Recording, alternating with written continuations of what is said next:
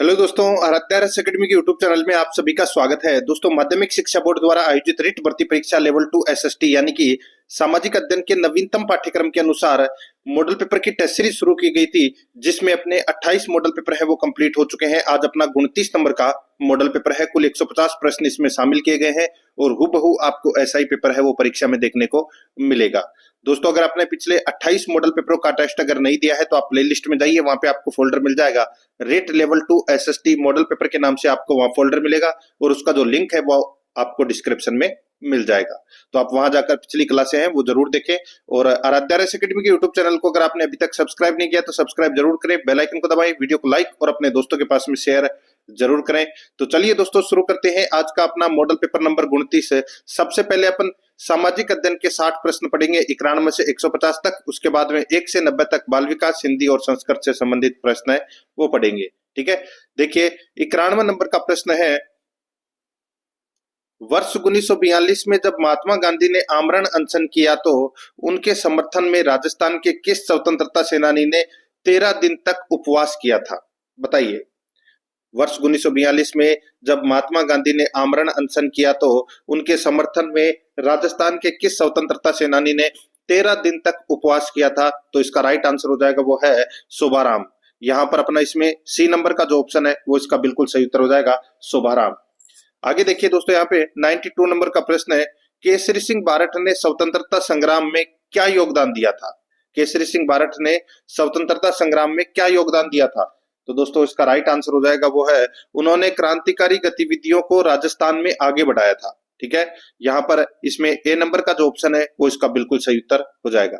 93 number का प्रश्न इसमें देखिए, नागौर में किस सूफी संत की मजार है? नागौर में किस सूफी संत की मजार है? तो दोस्तों बताइए, कौन से सूफी संत की मजार है? तो शेख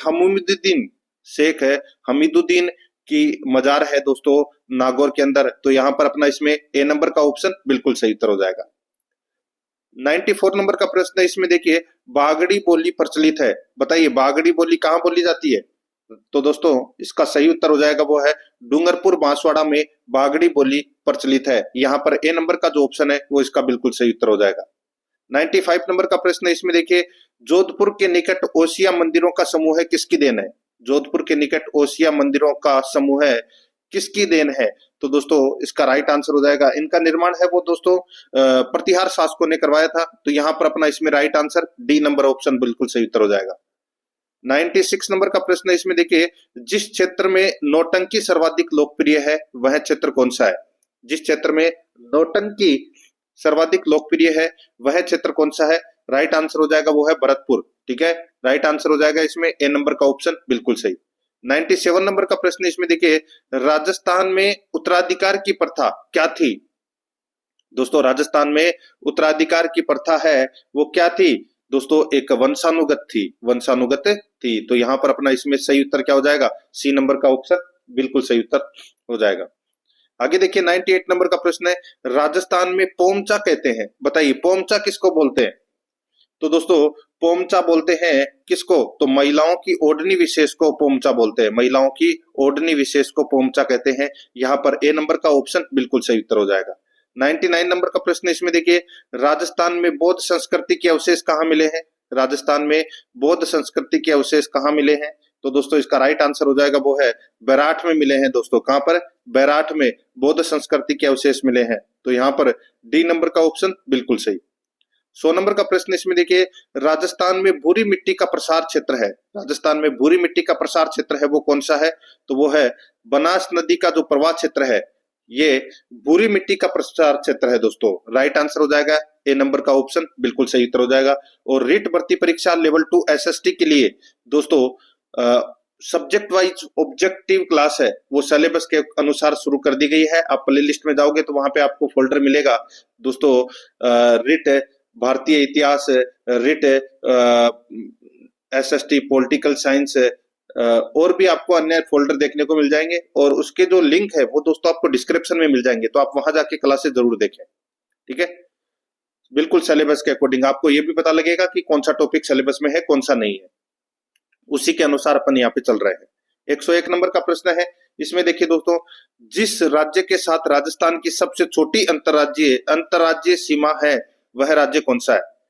देखिए, राजस्थान के साथ में 5 राज्यों की सीमा लगती है, जिसमें देखिए गुजरात है, मध्य प्रदेश है, हरियाणा है, पंजाब है और उत्तर प्रदेश है। तो इनमें से सबसे छोटी अंतर्राज्यीय सीमा है वो किसकी लगती है? तो इसका राइट आंसर हो जाएगा वो है दोस्तों पंजाब की। तो यहाँ पर डी नंबर का जो ऑप्शन है वो इसका बिल्कुल सही उत्तर हो जाएगा पंजाब की। 102 नंबर का प्रश्न है, राजस्थान के पश्चिमी भाग में वन किस रूप में है? बताइए, राजस्थान के पश्चिमी भाग में वन किस रूप में है? तो दोस्तों राइट आंसर हो जाएगा वो है कांटेदार पेड़ व झाड़ियां मरुद्भिद के रूप में है। तो यहाँ पर इसमें ए नंबर का ऑप्शन बिल्कुल सही उत्तर हो जाएगा। 103 नंबर का प्रश्न इसमें देखिए, राजस्थान के जिस जिले में तेल और प्राकृतिक गैस की संभावनाएं अच्छी है वह जिला कौन सा है?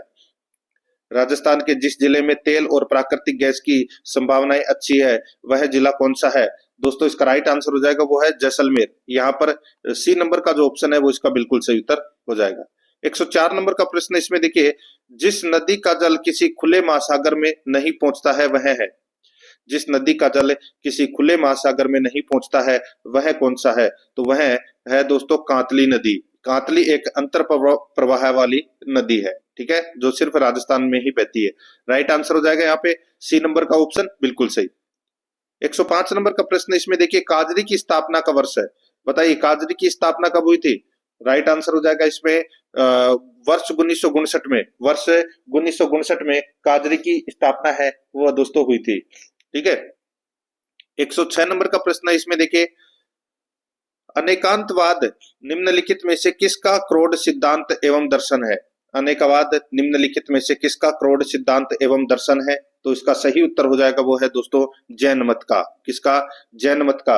राइट आंसर हो जाएगा यहाँ पे बी नंबर का जो ऑप्शन है वो इसका बिल्कुल सही उत्तर हो जाएगा।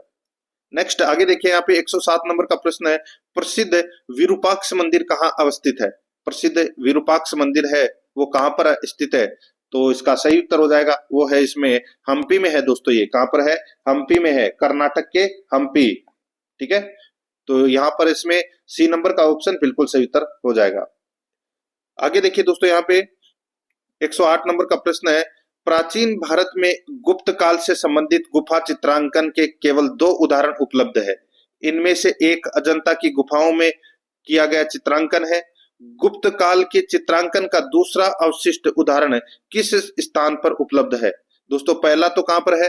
अजंता की गुफाओं में, और दूसरा कहां है? तो दोस्तों इसका राइट आंसर हो जाएगा वो है दूसरा दोस्तों बाघ गुफाएं में है। तो यहाँ पर अपना इसमें ए नंबर का जो ऑप्शन है वो इसका बिल्कुल सही उत्तर हो जाएगा, बाघ गुफाएं, ठीक है। और ये कहां पर है? तो ये ग्वालियर के पास में स्थित है दोस्तों। राइट आंसर इसमें ए नंबर ऑप्शन बिल्कुल सही। 109 नंबर का प्रश्न इसमें देखिए, प्राचीन कालीन भारत में हुई वैज्ञानिक प्रगति के संदर्भ में निम्नलिखित में से कौन से कथन सही है? तो दोस्तों कौन से कथन सही है वो अपने को यहाँ पर क्या करना है? बताना है, और कूट भाषा में दोस्तों अपने को उत्तर देना है। देखिए, प्रथम शती ईस्वी में विभिन्न प्रकार के विशिष्ट शल्य औजारों का उपयोग आम था, बिल्कुल सही है दोस्तों। दूसरा देखिए, तीसरी शती ईस्वी के आरंभ में मानव शरीर के आंतरिक अंगों का प्रत्यारोपण शुरू हो चुका था। ये कथन है वो दोस्तों इसमें गलत है। दोस्तों तीसरी शती के संदर्भ में ऐसी कोई सूचना प्राप्त नहीं होती जिसे हमें पता चले कि मानव शरीर के आंतरिक अंगों का प्रत्यारोपण हो चुका है, ठीक है। तो यहाँ पर अपना इसमें दूसरा नंबर का गलत हो जाएगा। 5वीं शती ईस्वी में कोण के ज्या का सिद्धांत ज्ञात था, बिल्कुल सही है। 7वीं शती ईस्वी के चक्रीय चतुर्भुज का सिद्धांत ज्ञात था, ये भी दोस्तों बिल्कुल सही है। तो यहाँ पर 1, 3 और 4 है वो इसमें क्या है? बिल्कुल सही है। तो कूट भाषा में अगर अपन देखें 1, 3, 4 कौन से ऑप्शन में है? सी नंबर के ऑप्शन में है। तो यहाँ पर अपना सी नंबर का ऑप्शन बिल्कुल सही उत्तर हो जाएगा। 110 नंबर का प्रश्न इसमें देखिए, भारतीय महिला बैंक का किस बैंक में विलय कर दिया गया है? बताइए। तो दोस्तों इसका जो राइट आंसर हो जाएगा वो है इसमें स्टेट बैंक ऑफ इंडिया में। सी नंबर का ऑप्शन बिल्कुल सही। आगे देखिए, मूल अधिकारों का प्रारूप किसने बनाया था? मूल अधिकारों का प्रारूप किसने बनाया था? तो दोस्तों ये बनाया था पंडित जवाहरलाल नेहरू ने। तो यहाँ पर बी नंबर का जो ऑप्शन है वो इसका बिल्कुल सही उत्तर हो जाएगा, ये आपको इसमें याद रखना है, ठीक है। जवाहरलाल नेहरू ने, ठीक है, मूल अधिकारों का प्रारूप बनाया था। आगे देखिए 112 नंबर का प्रश्न है, राजफ्रेड यानी कि राजस्थान राज्य सहकारी क्रय विक्रय संघ की स्थापना किस वर्ष की गई थी? बताइए, राजफेड की स्थापना है वो कब की गई थी? इसका सही उत्तर हो जाएगा वो है दोस्तों 1957 में की गई थी दोस्तों राजफेड की स्थापना। यहाँ पर बी नंबर का जो ऑप्शन है वो इसका बिल्कुल सही उत्तर हो जाएगा। आगे देखिए 113 नंबर का प्रश्न है, किस शिल्पकार ने जयपुर नगर को सुयोजित ढंग से बसाने में सहायता की थी? किस शिल्पकार ने जयपुर नगर को सुनियोजित ढंग से बसाने में सहायता की थी? तो दोस्तों इसका राइट आंसर हो जाएगा वो है इसमें विद्याधर भट्टाचार्य ने। ठीक है, तो यहाँ पर अपना इसमें सी नंबर का ऑप्शन बिल्कुल सही उत्तर हो जाएगा, ये आपको इसमें याद रखना है। ठीक है, आगे देखिए दोस्तों यहाँ पे 114 नंबर का प्रश्न है, सुरक्षा प्रकोष्ठ की नीति संबंधित है, किससे संबंधित है सुरक्षा प्रकोष्ठ की नीति?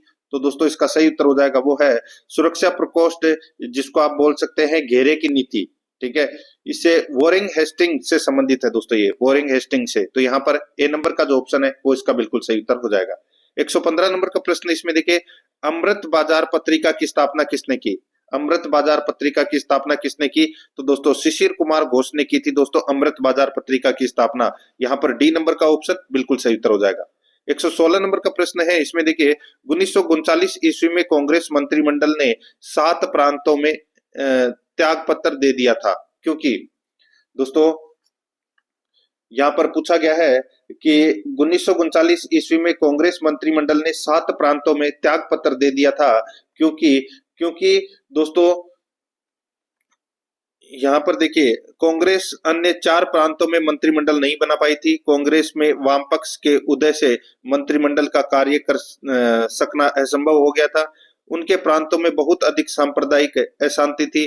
तो उपरोक्त कथनों में से कोई भी सही नहीं है। तो यहाँ पर डी नंबर का जो ऑप्शन है वो दोस्तों इसका बिल्कुल सही उत्तर इसमें हो जाएगा। ठीक है, ये आपको इसमें याद रखना है। 1939 ईस्वी में द्वितीय विश्व युद्ध है वो प्रारंभ हो चुका था और कांग्रेस चाहती थी कि ब्रिटेन यह घोषणा करे कि युद्ध का उद्देश्य साम्राज्यवाद का उन्मूलन होगा और भारत को स्वतंत्र राष्ट्र का दर्जा दिया जाएगा।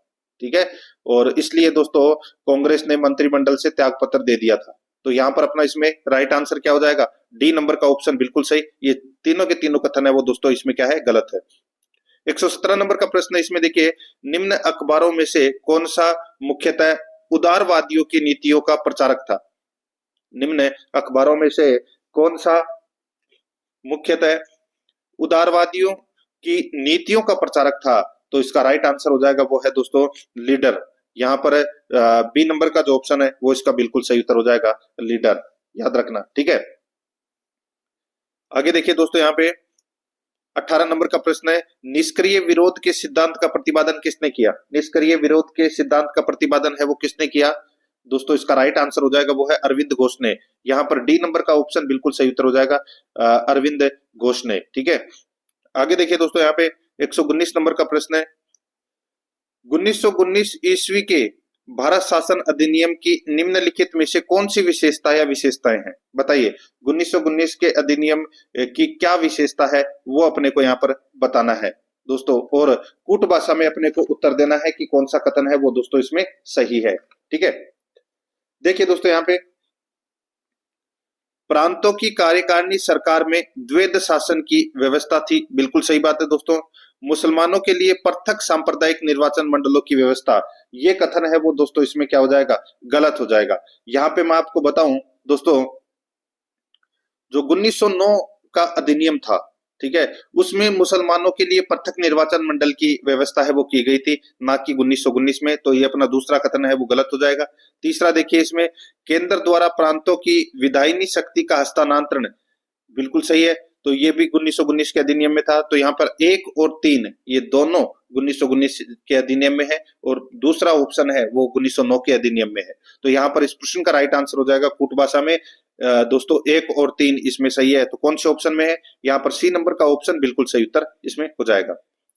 आगे देखिए 120 नंबर का प्रश्न है, स्वतंत्रता संग्राम के दौरान अरुणा आसफ अली किस भूमिगत क्रियाकलाप की प्रमुख महिला संगठक थी? बताइए स्वतंत्रता संग्राम के दौरान अरुणा आसफ अली किस भूमिगत क्रियाकलाप की प्रमुख महिला संगठक थी? तो दोस्तों इसका राइट आंसर हो जाएगा वो है इसमें भारत छोड़ो आंदोलन की। तो यहाँ पर सी नंबर का जो ऑप्शन है वो इसका बिल्कुल सही उत्तर हो जाएगा। और अरुणा आसफ अली प्रसिद्ध स्वतंत्रता सेनानी थी, ये आपको इसमें याद रखना है, ठीक है। आगे देखिए दोस्तों, यहाँ पे 121 नंबर का प्रश्न है, व्यक्तिगत सत्याग्रह में विनोबा भावे को प्रथम सत्याग्रही चुना गया, दूसरा कौन था? बताइए। व्यक्तिगत सत्याग्रह में विनोबा भावे को प्रथम सत्याग्रही चुना गया था, दूसरा कौन था? बताइए। तो दोस्तों इसका राइट आंसर हो जाएगा वो है दूसरा पंडित जवाहरलाल नेहरू। यहाँ पर बी नंबर का जो ऑप्शन है वो इसका बिल्कुल सही उत्तर हो जाएगा। आगे देखिए 122 नंबर का प्रश्न है, भारतीय स्वतंत्रता संग्राम के दौरान रोलेक्ट एक्ट ने किस कारण से सार्वजनिक रोष उत्पन्न किया था? भारतीय स्वतंत्रता संग्राम के दौरान रोलेक्ट एक्ट ने किस कारण से सार्वजनिक रोष उत्पन्न किया? तो दोस्तों इसका राइट आंसर हो जाएगा वो है इसने लोगों को बिना मुकदमा चलाए जेल भेजने के लिए अधिकृत किया, इसलिए दोस्तों। तो यहाँ पर अपना इसमें सी नंबर का ऑप्शन राइट आंसर हो जाएगा। आगे देखिए 123 नंबर का प्रश्न है, निम्नलिखित कथनों पर विचार कीजिए। दोस्तों निम्नलिखित कथनों पर अपने को क्या करना है? विचार करना है और बताना है कि कौन सा कथन है वो इसमें सत्य है। यहां पर आप देख सकते हैं दोस्तों,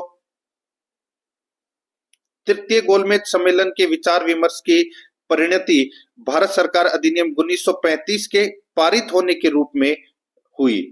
तो दोस्तों यहां पर ये जो कथन दे रखा है, ये कथन है वो दोस्तों इसमें क्या हो जाएगा? बिल्कुल सही है। तो यहाँ पर दूसरा कथन देखिए, भारत सरकार अधिनियम 1935 ने ब्रिटिश भारत के सूबों और भारतीय रियासतों के एक संघ पर आधारित ऑल इंडिया फेडरेशन का गठन का उपबंध किया। तो दोस्तों बिल्कुल सही है। यहाँ पे दोनों के दोनों कथन है वो दोस्तों क्या है? सही है। तो इस प्रश्न का राइट आंसर क्या हो जाएगा? सही कथन अपने को बताना था, तो कूट भाषा में अगर अपन उत्तर दें तो सी नंबर का ऑप्शन राइट आंसर हो जाएगा। एक और दो दोनों इसमें क्या है? सही है। 124 नंबर का प्रश्न इसमें देखिए, निम्नलिखित स्थानों में से कहां सोमपेन जनजाति पाई जाती है? सोमपेन जनजाति कहां पाई जाती है? तो दोस्तों ये निकोबार द्वीप समूह में ये सोमपेन जनजाति है वो पाई जाती है। राइट आंसर हो जाएगा यहाँ पर बी नंबर का जो ऑप्शन है वो इसका बिल्कुल सही उत्तर इसमें हो जाएगा। आगे देखिए 125 नंबर का प्रश्न है, निम्नलिखित कथनों पर विचार कीजिए। निम्नलिखित कथनों पर विचार करना है कि कौन सा कथन है वो इसमें अपना सत्य है, ठीक है। देखिए भारत में थोरियम के कोई निक्षेप नहीं है, भारत में थोरियम के कोई निक्षेप नहीं है। तो दोस्तों ये कथन क्या हो जाएगा? गलत हो जाएगा। आगे देखिए केरल की मोनाजाइट बालुका में यूरेनियम होता है। तो दोस्तों ये कथन भी क्या हो जाएगा? अपना गलत हो जाएगा। तो दोस्तों अपने को यहाँ पर बताना था कि कौन सा कथन है वो इसमें सही है। तो यहाँ पर देखिए भारत में थोरियम है, ठीक है, कथन पहला भी गलत है। और प्रकृति में थोरियम है वो रेडियो एक्टिव धातु के रूप में पाया जाता है। और दूसरा कथन भी दोस्तों इसमें क्या है? केरल की मोनाजाइट बालुका में यूरेनियम होता है। तो दोस्तों ये भी गलत हो जाएगा, ठीक है। भारत में मोनाजाइट का विश्व में सबसे बड़ा भंडार है, ठीक है। तो यहाँ पर अपना इसमें राइट आंसर क्या हो जाएगा? वो है ये राजस्थान, तमिलनाडु, झारखंड यहाँ पर मिलता है दोस्तों। तो यहाँ पर अपना इसमें राइट आंसर क्या हो जाएगा? दोनों के दोनों कथन है वो गलत है। तो इस प्रश्न का राइट आंसर हो जाएगा न तो एक और न ही दो। तो यहाँ पर डी नंबर का ऑप्शन बिल्कुल सही। 126 नंबर का प्रश्न है, निम्नलिखित कथनों पर विचार कीजिए। निम्नलिखित कथनों पर विचार करना है और बताना है कि कौन सा कथन है वो इसमें सही है, ठीक है। सही है कथन बताना है। देखिए केरल के पूर्व की ओर प्रभावित होने वाली नदियां नहीं है, केरल में पूर्व की ओर प्रभावित होने वाली नदियां नहीं है। तो ये भी गलत हो जाएगा दोस्तों। देखिए केरल में पूर्व की ओर प्रभावित होने वाली नदियां दोस्तों जैसे कि पाम्बार, भवानी, कबानी, ये नदियां हैं। तो पहला कथन गलत हो जाएगा। दूसरा देखिए यहाँ पे मध्य प्रदेश में पश्चिम की ओर प्रभावित होने वाली नदियां नहीं है। तो ये भी गलत हो जाएगा दोस्तों। पश्चिम की ओर बहने वाली नदियां हैं नर्मदा, ताप्ती, माही, ये दोस्तों वो पूर्व से पश्चिम की ओर प्रभावित होती है। तो ये भी कथन अपना क्या हो जाएगा? गलत हो जाएगा। तो इस प्रश्न का राइट आंसर क्या हो जाएगा? वो है दोस्तों न तो एक और न ही दो। यहाँ पर डी नंबर का ऑप्शन बिल्कुल सही उत्तर हो जाएगा। 127 नंबर का प्रश्न इसमें देखिए, निम्नलिखित में से अगाड़िया समुदाय कौन सा है? अगाड़िया समुदाय कौन सा है? तो दोस्तों अगाड़िया समुदाय गुजरात का परंपरागत लवण पटल श्रमिक समुदाय है ये, ठीक है। गुजरात का परंपरागत लवण पटल श्रमिक समुदाय है, तो यहाँ पर डी नंबर का जो ऑप्शन है वो इसका बिल्कुल सही उत्तर हो जाएगा। ठीक है, आगे देखिए दोस्तों, यहाँ पे 128 नंबर का प्रश्न है, निम्नलिखित क्षेत्रों पर विचार कीजिए। निम्नलिखित क्षेत्रों पर विचार करना है। देखिए, पूर्वी हिमालय, पूर्वी भूमध्य सागरीय क्षेत्र और उत्तर पश्चिमी ऑस्ट्रेलिया। तो यहाँ पर देखिए, उपरोक्त में से कौन सा जैव विविधता के हॉट स्पॉट है?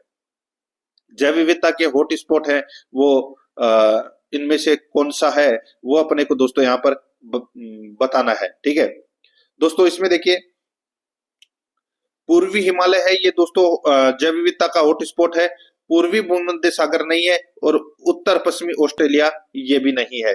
ये आपको इसमें याद रखना है। ठीक है, तो यहाँ पर अपना इसमें राइट आंसर हो जाएगा। और दोस्तों, विश्व में 25 स्थल है वो सूचीबद्ध है हॉट स्पॉट के रूप में। तो यहाँ पर इसमें राइट आंसर क्या हो जाएगा, वो है 2 और 3 इसमें नहीं है। तो क्या पूछा है कि कौन सा जैव विविधता के हॉट स्पॉट है, तो सिर्फ एक, तो यहाँ पर पूर्वी हिमालय। तो इस प्रश्न का राइट आंसर हो जाएगा ए नंबर का ऑप्शन, बिल्कुल सही, केवल एक। आगे देखिए 129 नंबर का प्रश्न है, नगर निगम के गठन के लिए न्यूनतम जनसंख्या कितनी होनी चाहिए? कितनी होनी चाहिए बताइए? तो इसका राइट आंसर हो जाएगा वो है 3 लाख। यहाँ पर बी नंबर का जो ऑप्शन है वो इसका बिल्कुल सही उत्तर हो जाएगा 3 लाख। 130 नंबर का प्रश्न इसमें देखिए, कपिली जिसकी सहायक नदी है वह है। कपिली किसकी सहायक नदी है? तो दोस्तों कपिली है ये ब्रह्मपुत्र की सहायक नदी है। दोस्तों कपिली किसकी सहायक नदी है? तो ये ब्रह्मपुत्र की सहायक नदी है। यहाँ पर डी नंबर का ऑप्शन बिल्कुल सही उत्तर हो जाएगा। 131 नंबर का प्रश्न इसमें देखिए, केरल राज्य विश्व भर में निम्न में से किसके संवर्धन के लिए जाना जाता है? बताइए, केरल राज्य विश्व भर में निम्न में से किसके संवर्धन के लिए जाना जाता है? तो इसका राइट आंसर हो जाएगा वो है गरम मसाले के लिए, काली मिर्च, और ये काफी उत्पादन होता है दोस्तों केरल के अंदर। तो यहाँ पर इसमें राइट आंसर क्या हो जाएगा? सी नंबर का ऑप्शन बिल्कुल सही। नेक्स्ट आगे देखिए, निम्नलिखित में से किस राज्य के वनों का वर्गीकरण अर्ध उष्णकटिबंधीय के रूप में किया जाता है? किस राज्य के वनों का वर्गीकरण अर्ध उष्णकटिबंधीय के रूप में किया जाता है? तो इसका राइट आंसर हो जाएगा वो है दोस्तों इसमें मध्य प्रदेश में। ठीक है, राइट आंसर हो जाएगा बी नंबर ऑप्शन, बिल्कुल सही, मध्य प्रदेश। आगे देखिए, ऊर्जा के वाणिज्यिक स्रोतों में विशुद्ध शामिल होते हैं। ऊर्जा के वाणिज्यिक स्रोतों में विशुद्ध शामिल होते हैं। तो दोस्तों इसका राइट आंसर हो जाएगा वो है शक्ति, कोयला, तेल, गैस, जल विद्युत और यूरेनियम। ठीक है, तो यहाँ पर अपना इसमें ए नंबर का ऑप्शन बिल्कुल सही उत्तर हो जाएगा। 134 नंबर का प्रश्न है, इसमें देखिए संविधान का 73वां संविधान संशोधन अधिनियम 1992 जिसका लक्ष्य देश में पंचायती राज संस्थाओं को प्रोत्साहित करना है, निम्नलिखित में से किन चीजों की व्यवस्था करता है? बताइए, 73वां संविधान संशोधन 1992 ये पंचायती राज संस्थाओं से संबंधित है और किन किन चीजों की व्यवस्था करता है वो दोस्तों अपने को यहाँ पर बताना है। ठीक है, देखिए दोस्तों, यहाँ पे देखिए जिला योजना समितियों का गठन करने की, तो दोस्तों ये अपना इसमें गलत हो जाएगा। ठीक है, राज्य निर्वाचन आयोग द्वारा सभी पंचायतों का चुनाव कराने की और राज्य वित्त आयोगों की स्थापना करने। ठीक है, तो यहाँ पर दोस्तों पहला कथन है वो इसमें क्या हो जाएगा, गलत हो जाएगा। ये उपबंध व्यवस्था नहीं करता है। यहाँ पर दूसरा और तीसरा की व्यवस्था है वो करता है। तो यहाँ पर इस प्रश्न का जो राइट आंसर हो जाएगा वो है दोस्तों इसमें 2 और 3 है वो इसमें क्या है, सही है। ठीक है, तो यहाँ पर इस प्रश्न का राइट आंसर क्या हो जाएगा, वो है 2 और 3 इसमें क्या है, सत्य है। ठीक है, सी नंबर ऑप्शन बिल्कुल सही।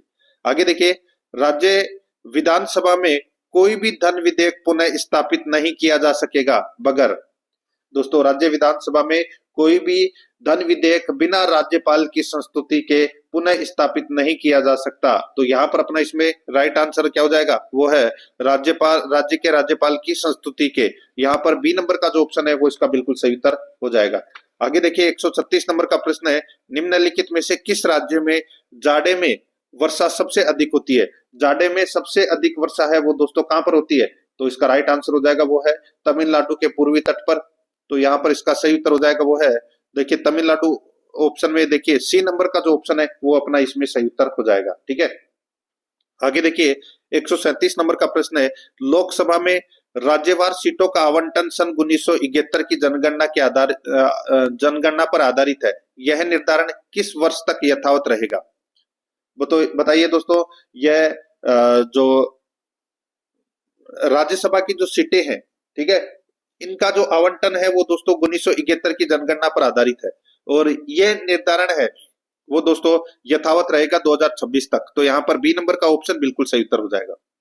138 नंबर का प्रश्न है, इसमें देखिए किस न्यायमूर्ति के खिलाफ 2011 में राज्यसभा में महाभियोग का प्रस्ताव पास किया किंतु अपने बचाव के लिए उसने लोकसभा द्वारा उसी के प्रस्ताव पास होने के पूर्व ही त्यागपत्र दे दिया।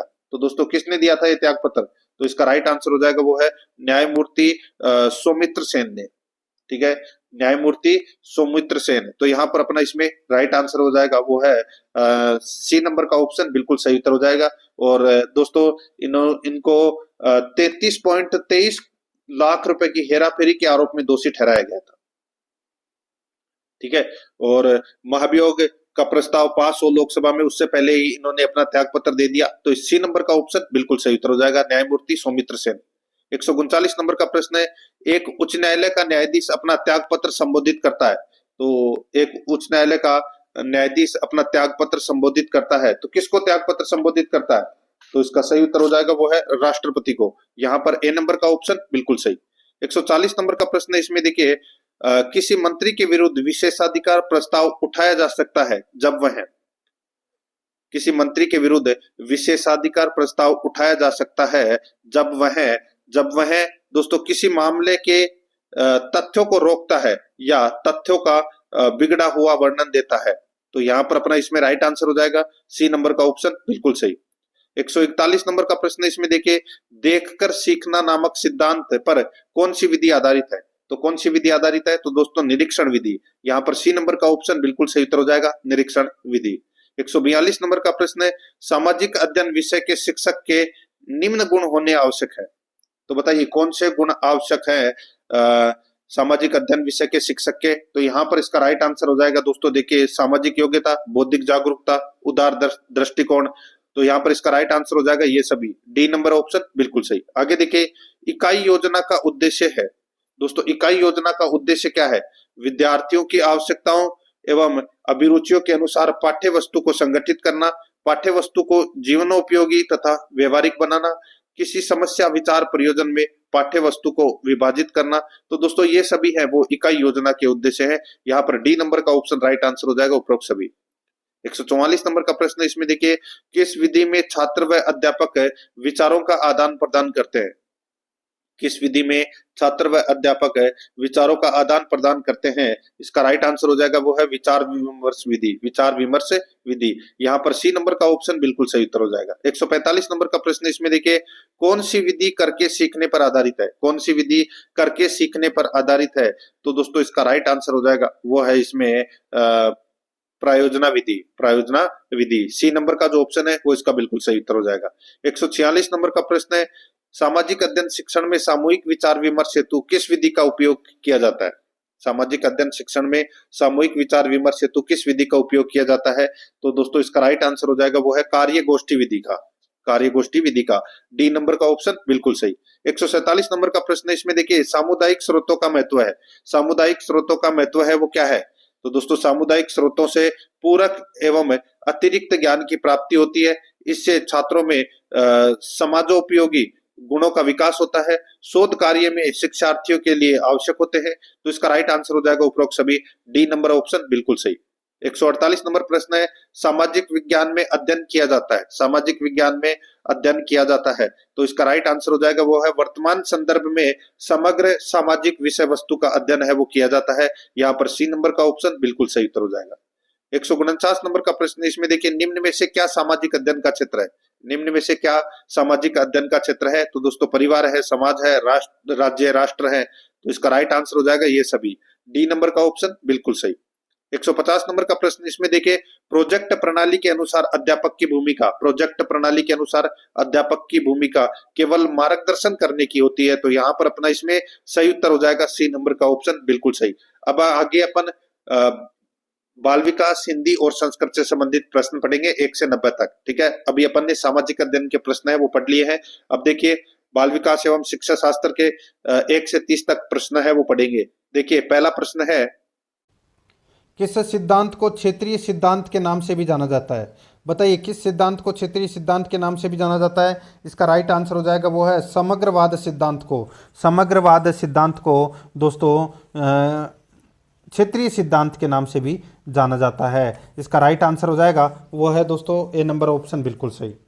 आगे देखिए यहाँ पर सेकंड नंबर प्रश्न, प्रयत्न एवं त्रुटि सिद्धांत के प्रतिपादक हैं। प्रयत्न एवं त्रुटि सिद्धांत के प्रतिपादक हैं तो वो कौन है? राइट आंसर हो जाएगा थॉर्नडाइक है। यहाँ पर बी नंबर का ऑप्शन बिल्कुल सही, थॉर्नडाइक है। ठीक है, आगे देखिए यहाँ पर किशोरों के नैतिक विकास के लिए सबसे महत्वपूर्ण कारक है। किशोरों के नैतिक विकास के लिए सबसे महत्वपूर्ण कारक है तो वो कौन सा है? इसका राइट आंसर हो जाएगा वो है आदर्श व्यक्तियों की जीवनी के बारे में बताइए।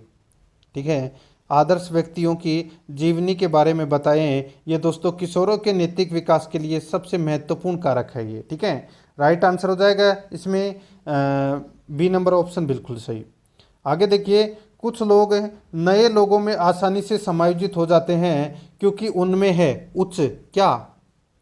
कुछ लोग नए लोगों में आसानी से समायोजित हो जाते हैं क्योंकि उनमें है उच्च उच्च सांवेगिक लब्धि होती है दोस्तों, उनमें उच्च सांवेगिक लब्धि। राइट आंसर हो जाएगा इसमें सी नंबर का ऑप्शन बिल्कुल सही। आगे देखिए 5 नंबर प्रश्न है, वह कारक जो अधिगम को प्रभावित नहीं करता है। वह कारक जो अधिगम को प्रभावित नहीं करता है तो इसका राइट आंसर क्या हो जाएगा? बताइए, वह कारक है जो अधिगम को प्रभावित नहीं करता है, इसका बिल्कुल सही उत्तर हो जाएगा वो है दोस्तों इसमें वर्ष का माह है। वर्ष का माह है ये दोस्तों अधिगम को प्रभावित नहीं करता, बाकी तीनों करते हैं। प्रेरणा, अधिगम विधि, विषय वस्तु की प्रकृति, ये तीनों प्रभावित करते हैं, लेकिन वर्ष का माह नहीं करता। सी नंबर ऑप्शन बिल्कुल सही। आगे देखिए, मनोविज्ञान ने बालकों के प्रति दृष्टिकोण बदल दिया है अतः विद्यालय उन्हें उपलब्ध कराता है। मनोविज्ञान ने बालकों के प्रति दृष्टिकोण बदल दिया है अतः विद्यालय उन्हें उपबंध कराता है। इसका राइट आंसर हो जाएगा वो है उपयोगी अनुभव उपलब्ध कराता है। उपयोगी अनुभव उपलब्ध कराता है, इसका राइट आंसर इसमें बी नंबर ऑप्शन बिल्कुल सही उत्तर हो जाएगा। आगे देखिए, निम्न में से कौन मनोविज्ञान के कार्य क्षेत्र में आता है? निम्न में से कौन शिक्षा मनोविज्ञान के कार्य क्षेत्र में आता है? इसका राइट आंसर हो जाएगा वो है दोस्तों शिक्षार्थी, सीखने की क्रिया, सीखने की परिस्थिति। ठीक है, शिक्षार्थी, सीखने की क्रिया, सीखने की परिस्थिति, ये सभी शिक्षा मनोविज्ञान के कार्य क्षेत्र में आते हैं। राइट आंसर हो जाएगा उक्त सभी। यहाँ पर डी नंबर का ऑप्शन बिल्कुल सही उत्तर हो जाएगा। 8 नंबर का प्रश्न, शैक्षिक मनोविज्ञान शिक्षक को मदद करता है। शैक्षिक मनोविज्ञान शिक्षक को मदद करता है तो दोस्तों देखिए, स्वयं के ज्ञान तथा मेमोरी में, बच्चे के चरित्र विकास में, उचित शिक्षण विधियों के उपयोग में। तो दोस्तों इसका राइट आंसर हो जाएगा उपरोक्त सभी में शैक्षिक मनोविज्ञान शिक्षक को मदद करता है। डी नंबर का ऑप्शन बिल्कुल सही। आगे देखिए, वह कारक जो व्यवहार में स्थायी तथा अस्थायी के बीच का परिवर्तन लाता है। वह कारक जो व्यवहार में स्थायी तथा अस्थायी के बीच का परिवर्तन लाता है, बताइए क्या कहलाता है? वो कहलाता है प्रशिक्षण। तो यहाँ पर बी नंबर का ऑप्शन बिल्कुल सही, प्रशिक्षण कहलाता है दोस्तों ये। ठीक है, बी नंबर ऑप्शन बिल्कुल सही। आगे देखिए, समायोजन के संदर्भ में निम्नलिखित में से कौन सा कथन सही नहीं है? समायोजन के संबंध में निम्नलिखित में से कौन सा कथन है वो सही नहीं है, वो अपने को यहाँ पर क्या करना है? बताना है।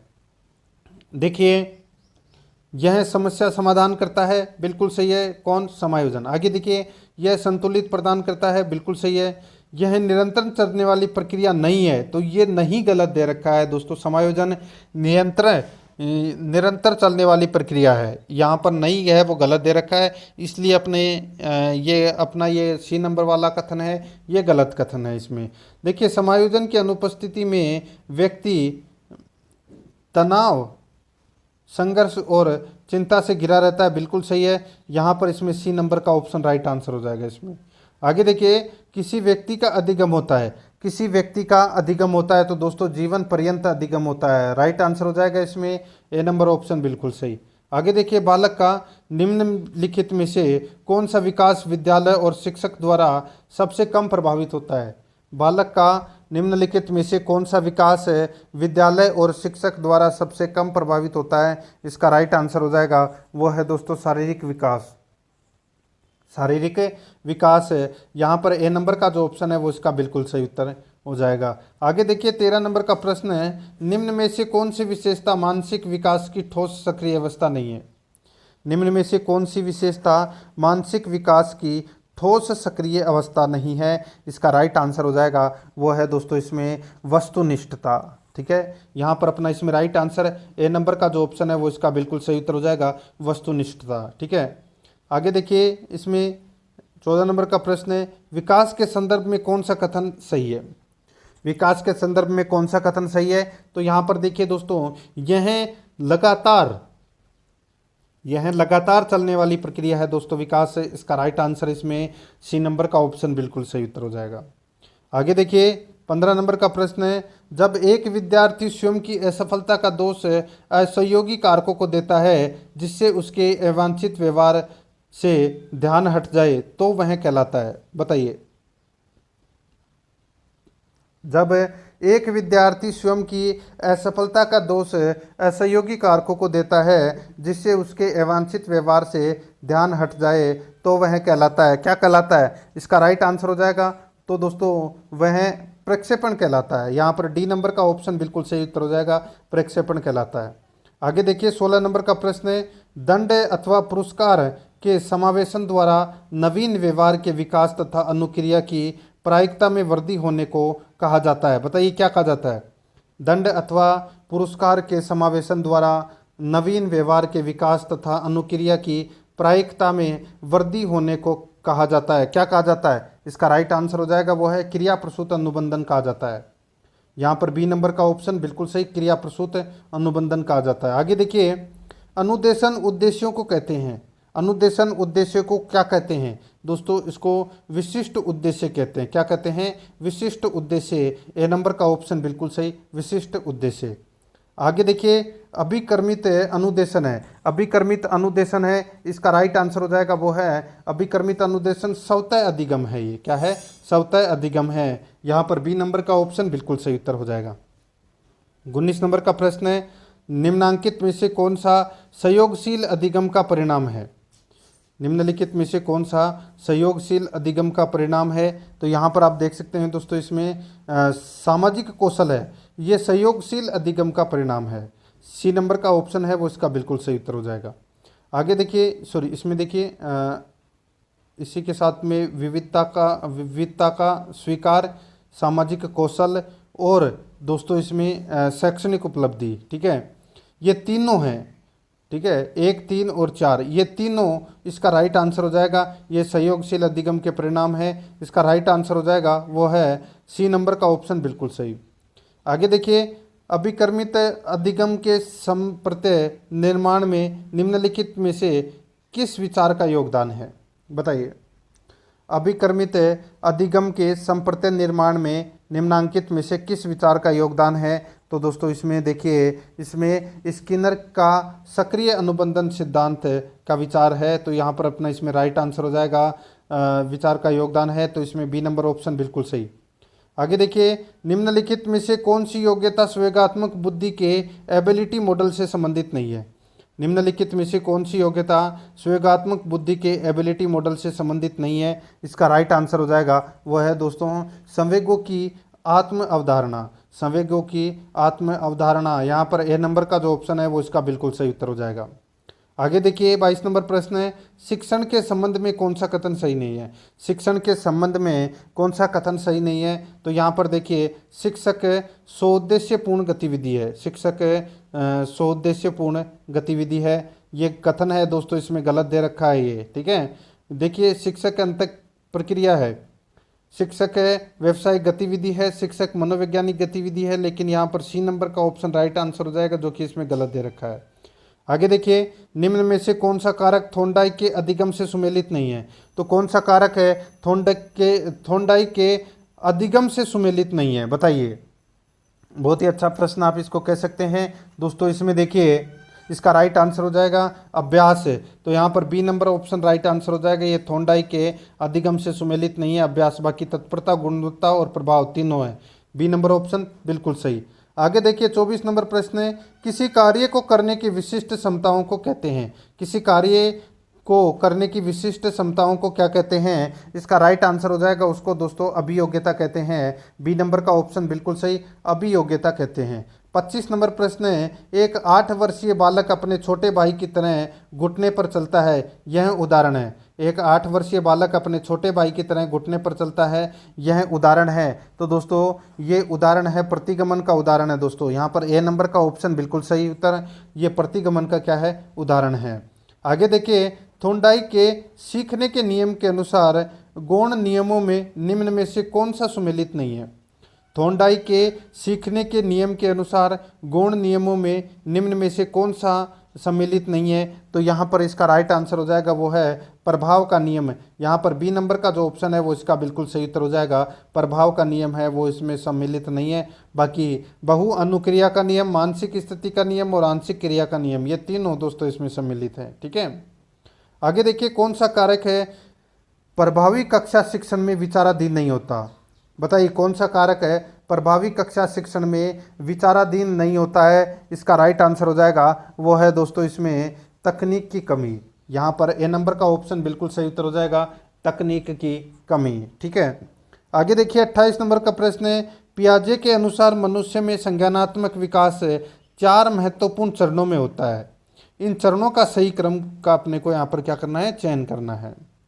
पियाजे के अनुसार मनुष्य में संज्ञानात्मक विकास 4 महत्वपूर्ण चरणों में होता है। वो 4 महत्वपूर्ण चरण हैं वो कौन कौन से हैं। तो दोस्तों यहाँ पर देखिए, संवेदी तंत्रिक संक्रियात्मकता, पूर्व संक्रियात्मकता, तर्क बुद्धि संक्रियात्मकता, औपचारिक संक्रियात्मकता। इसका राइट आंसर इसमें डी नंबर का ऑप्शन बिल्कुल सही उत्तर हो जाएगा। आगे देखिए, निम्नलिखित में से कौन सा युग्म सही नहीं है। तो बताइए कौन सा युग्म इसमें सही नहीं है, वो अपने को यहाँ पर बताना है। दोस्तों यहाँ पर देखिए, क्लासिकी अनुबंधन सिद्धांत पावलाव ने दिया, बिल्कुल सही है। मनोसामाजिक सिद्धांत एरिक्सन ने दिया, बिल्कुल सही है। अर्थपूर्ण मौखिक अधिगम आशुबेल ने दिया, बिल्कुल सही है। बहुबुद्धि सिद्धांत गिलफोर्ड अपना इसमें गलत दे रखा है। दोस्तों बहुबुद्धि सिद्धांत है ये किसने दिया था, तो ये हार्वर्ड गार्डनर ने दिया था दोस्तों ये। ठीक है, यहाँ पर ए नंबर का ऑप्शन बिल्कुल सही उत्तर हो जाएगा। आगे देखिए 30 नंबर प्रश्न है, एक शिक्षक को दोस्तों यहाँ पर देखिए, जब शिक्षार्थी विचारों को संप्रेषित करने की कोशिश कर रहे हो तो उन्हें ठीक नहीं करना चाहिए। तो यहाँ पर अपना इसमें सी नंबर का ऑप्शन है वो इसका राइट आंसर इसमें हो जाएगा। अब अपन यहाँ पे दोस्तों भाषा फर्स्ट हिंदी से संबंधित 30 प्रश्न पढ़ेंगे 31 से लेकर और 60 तक। वीडियो को लाइक नहीं किया है तो एक बार सभी के सभी मित्र हैं वो वीडियो को फटाफट लाइक कर दीजिए। टेस्ट आपको पूरा देना है। अगर आपने पिछले मॉडल पेपरों का टेस्ट नहीं दिया है तो आप प्ले लिस्ट में जाइए, वहाँ पे आपको फोल्डर मिल जाएगा, रेट सामाजिक अध्ययन मॉडल पेपर के नाम से वहाँ फोल्डर बना हुआ है। तो आप वहाँ जाकर पिछले मॉडल पेपरों का टेस्ट है वो अवश्य दें। देखिए 31 से 35 तक अपने को यहाँ पे गद्यांश को पढ़कर उत्तर देना था, जो कि अपन नहीं पढ़ रहे हैं, डायरेक्ट चल रहे हैं। यहाँ पर देखिए 31 नंबर प्रश्न है, अभ्यास शब्द में संधि है। अभ्यास शब्द में संधि कौन सी है, तो दोस्तों अभी प्लस आस। कौन सी है, अभी प्लस आस। तो दोस्तों इसमें यण संधि का प्रयोग हुआ है।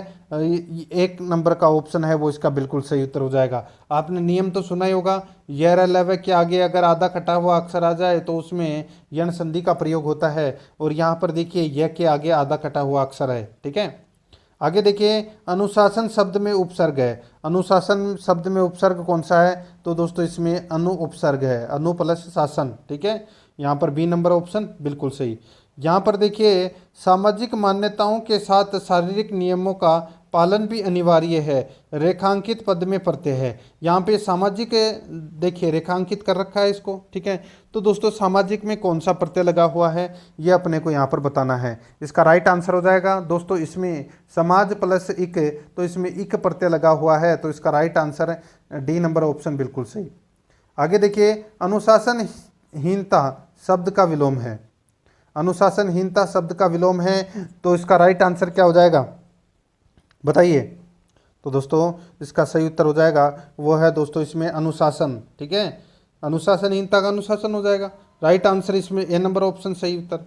आगे देखिए 35 नंबर का प्रश्न है, यदि कोई संगीत में निपुण होना चाहता है तो उसे नियमित रूप से इसका अभ्यास करना ही पड़ेगा। रेखांकित भाग में कौन सा सर्वनाम है। यदि कोई संगीत में निपुण होना चाहता है तो उसे नियमित रूप से इसका अभ्यास करना ही पड़ेगा। रेखांकित भाग में कौन सा सर्वनाम है।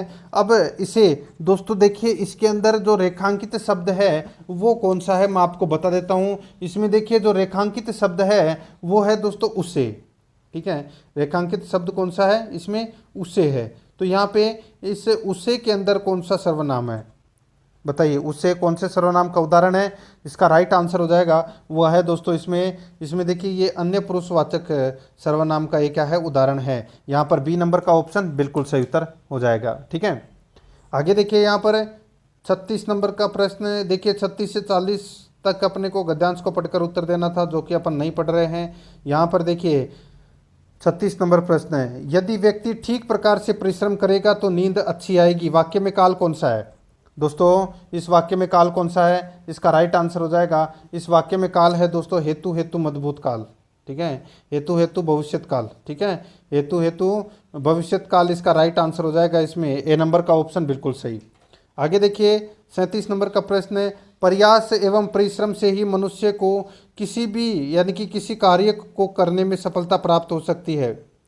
प्रयास एवं परिश्रम से ही मनुष्य को किसी कार्य को करने में सफलता प्राप्त हो सकती है। उपयुक्त वाक्य में रेखांकित पद में कौन सा प्रत्यय जुड़ने पर बहुवचन बन जाएगा? बताइए कौन सा प्रत्यय जुड़ने पर बहुवचन बन जाएगा? तो दोस्तों इसका राइट आंसर क्या हो जाएगा बताइए? तो दोस्तों इसका जो राइट आंसर देख यहाँ पे इसमें प्रयास शब्द है, ये आप रेखांकित कर लेना इसको। ठीक है, तो प्रयास शब्द में दोस्तों कौन सा प्रत्यय जुड़ने पर वो बहुवचन बन जाएगा? इसका राइट आंसर हो जाएगा वो है दोस्तों इसमें देखिए इसमें प्रयासों ओ जुड़ेगा दोस्तों इसमें। ठीक है, ओ जुड़ेगा तो ये क्या हो जाएगा? प्रयासों हो जाएगा, और प्रयासों शब्द है वो बहुवचन हो जाएगा इसमें। ठीक है, आगे देखिए अच्छा शब्द में कौन सा प्रत्यय लगाने पर वह स्त्रीलिंग बन जाएगा? अच्छा शब्द में कौन सा प्रत्यय लगाने पर वह स्त्रीलिंग बन जाएगा? तो दोस्तों इसका राइट आंसर हो जाएगा वो है दोस्तों देखिए ई शब्द लगाएंगे इसमें, तो क्या हो जाएगा? अच्छा ही हो जाएगा। बी नंबर का ऑप्शन बिल्कुल सही, अच्छा ही। आगे देखिए कुंजी शब्द है दोस्तों, कुंजी शब्द क्या है? कुंजी शब्द दोस्तों स्त्रीलिंग है। क्या है? स्त्रीलिंग है। ए नंबर का जो ऑप्शन है वो इसका बिल्कुल सही उत्तर हो जाएगा, स्त्रीलिंग शब्द है कुंजी। आगे देखिए जीवन पर्यंत का शाब्दिक अर्थ है। जीवन पर्यंत का शाब्दिक अर्थ क्या है? तो दोस्तों इसमें देखिए जीवित रहने तक, जीवन भर, उम्र भर, ये सभी क्या है? ये दोस्तों जीवन पर्यंत का शाब्दिक अर्थ है। इसका राइट आंसर हो जाएगा उपरोक्त सभी। डी नंबर का ऑप्शन बिल्कुल सही उत्तर हो जाएगा। आगे देखिए निम्नलिखित में से कर्मवाच्य नहीं है। निम्नलिखित में से कर्मवाच्य नहीं है, इसका राइट आंसर क्या हो जाएगा? देखिए कर्मवाच्य इसमें कौन सा नहीं है? देखिए उससे खाना नहीं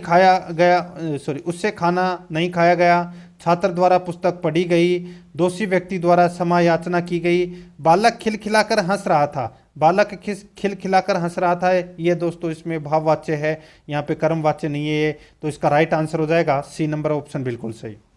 आगे देखिए निम्न में से किस वाक्य में अन्वय नहीं है? बताइए निम्न में से किस वाक्य में अन्वय नहीं है? इसका राइट आंसर हो जाएगा वो है दोस्तों अपना इसमें देखिए राम ने दर्जी से एक कमीज सिलवाया। राम ने दर्जी से एक कमीज सिलवाया, इस वाक्य में दोस्तों अन्वय नहीं है।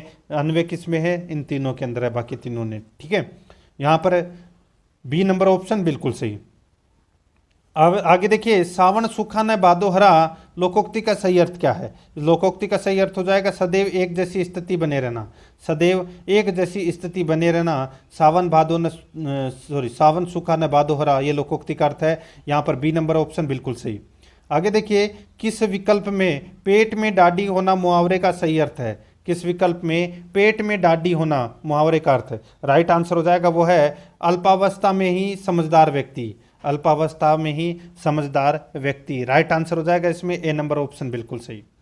आगे देखिए 45 नंबर प्रश्न है, किसी शब्द के समान अर्थ यानी कि किसी शब्द के समान अर्थ बताने के लिए निम्न में से कौन सा विराम चिन्ह सही रूप से प्रयुक्त होगा? किसी शब्द के समान अर्थ बताने के लिए निम्न में से कौन सा विराम चिन्ह सही रूप से प्रयुक्त होगा? इसका राइट आंसर हो जाएगा वो है तुल्यता सूचक। तुल्यता सूचक, यहाँ पर डी नंबर का ऑप्शन बिल्कुल सही उत्तर हो जाएगा, तुल्यता सूचक। आगे देखिए भाषा स्वयं में देखिए एक नियमबद्ध व्यवस्था है। एक नियमबद्ध व्यवस्था है, डी नंबर का ऑप्शन बिल्कुल सही उत्तर हो जाएगा, नियमबद्ध व्यवस्था है। आगे देखिए बच्चों की भाषा के आकलन का सर्वाधिक प्रभावी तरीका है। बच्चों की भाषा के आकलन का सर्वाधिक प्रभावी तरीका कौन सा है? दोस्तों वो प्रभावी तरीका है देखिए प्रश्न पूछना व पढ़ी गई सामग्री पर प्रतिक्रिया व्यक्त करना। ये दोस्तों बच्चों की भाषा के आकलन का सर्वाधिक प्रभावी तरीका है। यहाँ पर बी नंबर ऑप्शन बिल्कुल सही उत्तर हो जाएगा इसमें। आगे देखिए भाषा अर्जन में महत्वपूर्ण है, भाषा अर्जन में महत्वपूर्ण है। तो दोस्तों क्या महत्वपूर्ण है, यहाँ पर देखिए भाषा के विभिन्न रूपों का प्रयोग है, ये भाषा अर्जन में महत्वपूर्ण है। राइट आंसर हो जाएगा इसमें ए नंबर ऑप्शन। आगे देखिए निम्न में से एक भाषा विकास का सिद्धांत नहीं है। एक भाषा विकास का सिद्धांत कौन सा नहीं है, यहाँ पर देखिए अनुकरण का सिद्धांत, अनुबंधन का सिद्धांत, परिपक्वता का सिद्धांत है। ये दोस्तों एक भाषा विकास का सिद्धांत नहीं है। यहाँ पर दोस्तों देखिए ये तीनों तो सिद्धांत हैं, अतिरिक्त शिक्षा का सिद्धांत है, ये भाषा विकास का सिद्धांत नहीं है। यहाँ पर सी नंबर का ऑप्शन बिल्कुल सही उत्तर। 50 नंबर प्रश्न है, इसमें देखिए निम्न में से कौन सी विशेषता शिक्षण कुशलता से संबंधित है। बताइए कौन सी विशेषता शिक्षण कुशलता से संबंधित है। इसका राइट आंसर हो जाएगा वो है दोस्तों इसमें देखिए श्याम पट पर लिखना, प्रश्नों को हल करना, प्रश्न पूछना, ये सभी हैं, ये शिक्षण कुशलता से संबंधित हैं। इसका राइट आंसर हो जाएगा उपरोक्त सभी। आगे देखिए यहाँ पर 51 नंबर प्रश्न है, आदर्श हिंदी शिक्षक के लिए आवश्यक है। आदर्श हिंदी शिक्षक के लिए आवश्यक है तो दोस्तों व्याकरण का ज्ञान, साहित्य का ज्ञान, शुद्ध उच्चारण, ये सभी क्या है, ये आदर्श हिंदी शिक्षक के लिए आवश्यक है। राइट आंसर हो जाएगा उपरोक्त सभी। आगे देखिए भाषा कौशलों की संख्या है, भाषा कौशलों की संख्या कितनी है। इसका राइट आंसर हो जाएगा वो है दोस्तों 4 है, ये भाषा कौशलों की संख्या है। यहाँ पर बी नंबर ऑप्शन बिल्कुल सही। ठीक है, आगे देखिए 53 नंबर प्रश्न है, भाषा प्रयोगशाला में प्रयोग नहीं होता। भाषा प्रयोगशाला में प्रयोग नहीं होता, इसका राइट आंसर हो जाएगा वो है मोबाइल फ़ोन। राइट आंसर इसमें ए नंबर ऑप्शन बिल्कुल सही, मोबाइल फ़ोन का प्रयोग नहीं होता। आगे देखिए इसमें निम्न में से खेल विधि है, बताइए खेल विधि कौन सी है। खेल विधि दोस्तों इसमें डोल्टन विधि और मोंटेसरी विधि, ये दोनों खेल विधि हैं। यहाँ पर डी नंबर का ऑप्शन बिल्कुल सही उत्तर हो जाएगा। आगे देखिए गुणात्मक मूल्यांकन का वह प्रकार कौन सा है जिसमें व्यक्ति की अभिरुचि से संबंधित व्यवहार को देखा जाता है। गुणात्मक मूल्यांकन का वह प्रकार कौन सा है जिसमें व्यक्ति की अभिरुचि से संबंधित व्यवहार को देखा जाता है। इसका राइट आंसर हो जाएगा वो है दोस्तों इसमें जांच सूची। सी नंबर का जो ऑप्शन है वो इसका बिल्कुल सही उत्तर हो जाएगा, जांच सूची। ठीक है, आगे देखिए जब शिक्षक अपने बालकों को सिखाते समय चार्ट, मॉडल ग्राफ आदि का उपयोग करता है तो वह विधि है। जब शिक्षक अपने बालकों को सिखाते समय चार्ट, मॉडल ग्राफ आदि का उपयोग करता है तो वह विधि कौन सी है, वह विधि है दोस्तों प्रदर्शन विधि। यहाँ पर बी नंबर का ऑप्शन बिल्कुल सही उत्तर हो जाएगा, प्रदर्शन विधि। आगे देखिए भाषा सीखने सिखाने का उद्देश्य है। भाषा सीखने सिखाने का उद्देश्य क्या है, तो वो है दोस्तों विभिन्न स्थितियों में भाषा का प्रभावी उपयोग। विभिन्न स्थितियों में भाषा का प्रभावी उपयोग है, ये भाषा सीखने सिखाने का उद्देश्य है। राइट आंसर इसमें सी नंबर का ऑप्शन बिल्कुल सही। आगे देखिए मोंटेसरी के अनुसार सबसे प्रथम एवं सबसे अंतिम कौशल कौन सा है। मोंटेसरी के अनुसार सबसे प्रथम एवं सबसे अंतिम कौशल कौन सा है। इसका राइट आंसर हो जाएगा वो है दोस्तों अपना इसमें कौन सा, तो वो है सुनना व पढ़ना। सुनना व पढ़ना ये दोस्तों सबसे प्रथम व सबसे अंतिम कौशल होता है। बी नंबर ऑप्शन बिल्कुल सही। आगे देखिए मूल्यांकन प्रक्रिया के 3 महत्वपूर्ण बिंदु है। मूल्यांकन प्रक्रिया के 3 महत्वपूर्ण बिंदु कौन से हैं, तो देखिए उद्देश्य, अधिगम, अनुभव व मूल्यांकन उपकरण। उद्देश्य, अधिगम, अनुभव व मूल्यांकन उपकरण है, ये दोस्तों मूल्यांकन प्रक्रिया के 3 महत्वपूर्ण बिंदु है। इसका right answer A number option बिल्कुल सही उत्तर हो जाएगा। आगे देखिए श्रव्य दृश्य सामग्री का उपयोग क्यों किया जाता है। श्रव्य दृश्य सामग्री का उपयोग क्यों किया जाता है, इसका राइट आंसर हो जाएगा वो है शिक्षण कार्य को उत्कृष्ट व प्रभावी बनाने के लिए। शिक्षण कार्य को उत्कृष्ट व प्रभावी बनाने के लिए श्रव्य दृश्य सामग्री का उपयोग किया जाता है। इसका right answer B number option बिल्कुल सही। आगे देखिए अब अपन संस्कृत से संबंधित यहाँ पर प्रश्न है वो देखेंगे। ठीक है, 61 से लेकर और 90 तक। देखिए यहाँ पर देखिए विनिर्मितम इत्यत्र का उपसर्ग, इसमें कौन सा उपसर्ग है, सही उत्तर हो जाएगा दोस्तों इसमें वी और निर, इसमें 2 उपसर्ग हैं। राइट आंसर इसमें सी नंबर ऑप्शन हो जाएगा। आगे देखिए अपंडितानाम इति पदे का समास है, बताइए इसमें कौन सा समास है अपंडितानाम में। सही उत्तर हो जाएगा इसमें दोस्तों यहाँ पे देखिए नेजु तत्पुरुष समास है इसमें। राइट आंसर हो जाएगा इसमें सी नंबर का जो ऑप्शन है वो इसका बिल्कुल सही उत्तर हो जाएगा। आगे देखिए दोस्तों यहाँ पे विधात्रा इति पदे का विभक्ति, बताइए विधात्रा इति पदे का विभक्ति, इसका राइट आंसर हो जाएगा, बताइए कौन सी विभक्ति, सही उत्तर हो जाएगा तृतीय विभक्ति। यहाँ पर ए नंबर ऑप्शन बिल्कुल सही। आगे देखिए एतत्वाद ने एतत्वादने रिठाला रेलयान स्थाने आगमिष्यति। बताइए यहाँ पर खाली स्थान में क्या आएगा वो अपने को यहाँ पर बताना है। देखिए 11:15 बजे हैं, इसको अपन क्या लिखेंगे, इसका सही उत्तर हो जाएगा दोस्तों, इसको अपन पादोन द्वादश लिखेंगे, पादोन द्वादश राइट आंसर हो जाएगा इसमें सी नंबर ऑप्शन बिल्कुल सही। आगे देखिए अस्मिन पद्यांश से कै छंद है, ऊपर पद्यांश गया उसका छंद क्या है, राइट आंसर क्या हो जाएगा वो है दोस्तों इसमें उपजाति है, ठीक है, सी नंबर ऑप्शन बिल्कुल सही उपजाति।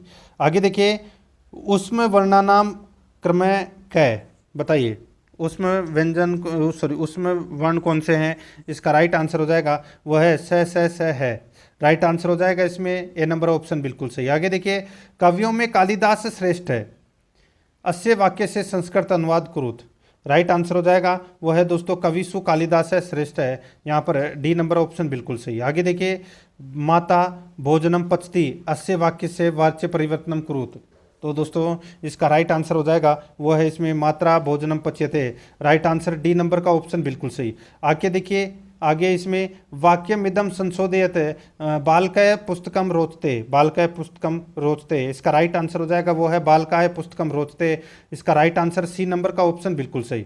आगे देखिए सर्वे गुणा आश्रयंती, सर्वे गुणा आश्रयंती, रिक्त स्थान की पूर्ति करनी है अपने को, यहाँ पे देखिए कांचनम, इसका राइट आंसर हो जाएगा बी नंबर ऑप्शन सही उत्तर, सर्वे गुणा कांचनम आश्रयंती। आगे देखिए गद्य शिक्षणे काठिन्य निवारण से त्रिषु विधिषु अनुवाद कोश परिभाषा टीका चेती प्रविधेय कस्य भवंती, राइट आंसर हो जाएगा इसमें वो है प्रवचनम विधेय, यहाँ पर बी नंबर का ऑप्शन बिल्कुल सही उत्तर हो जाएगा। आगे देखिए संस्कृत शिक्षण से प्रयोगशात, राइट आंसर हो जाएगा इसमें वो है बहिर्मुख, तो यहाँ पर right answer D number option सही। आगे देखिए बाल के सुकल्पना शक्ति विकास भवती, सही उत्तर हो जाएगा वो है कथा कथन विधिना, right answer B number option बिल्कुल सही।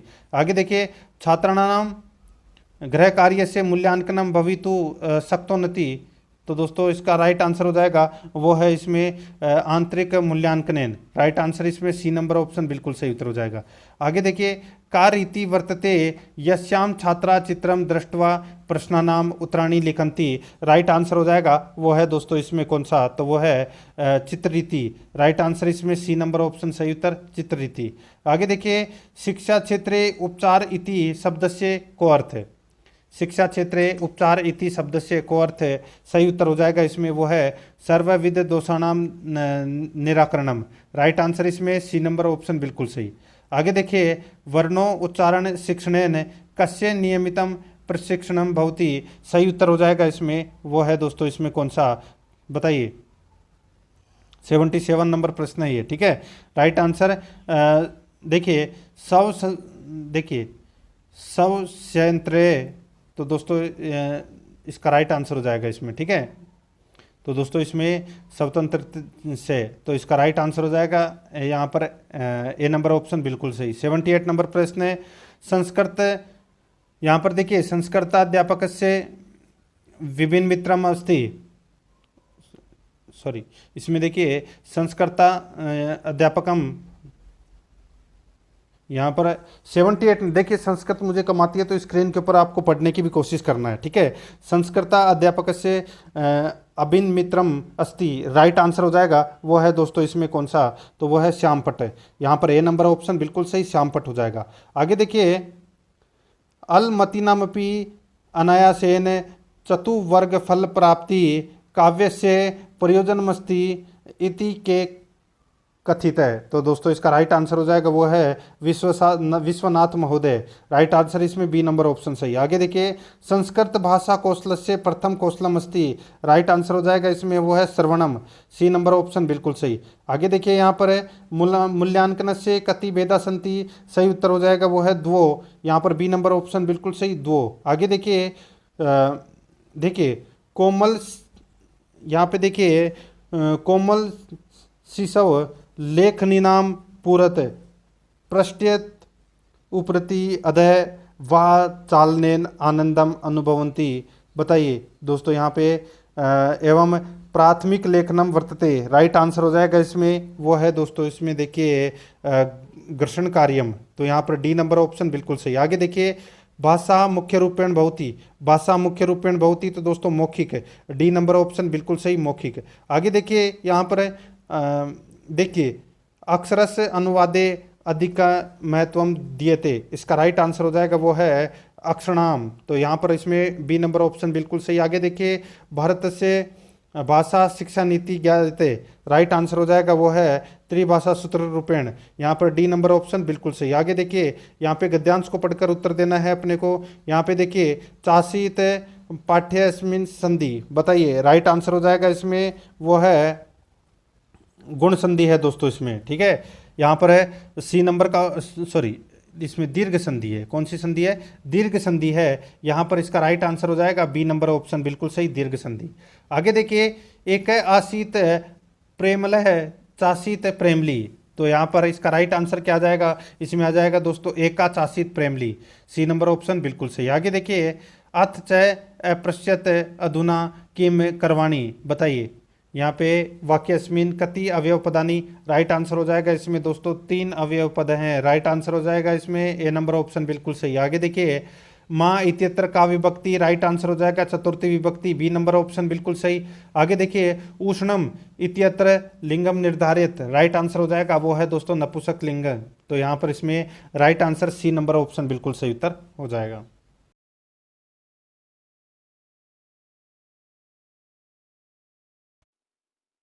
तो दोस्तों मॉडल पेपर आपको कैसा लगा कमेंट में जरूर बताएं, और आराध्या रेस एकेडमी के यूट्यूब चैनल को सब्सक्राइब जरूर करें, बेल आइकन को दबाएं, वीडियो को लाइक और अपने दोस्तों के पास में शेयर जरूर करें। मिलते हैं दोस्तों नेक्स्ट क्लास में। जय हिंद, जय भारत।